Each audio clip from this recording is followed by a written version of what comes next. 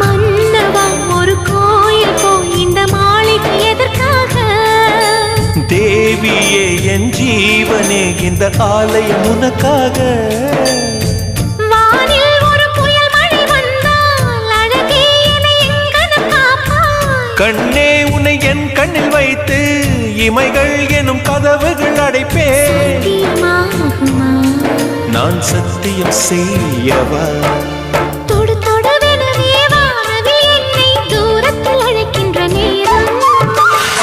Uva,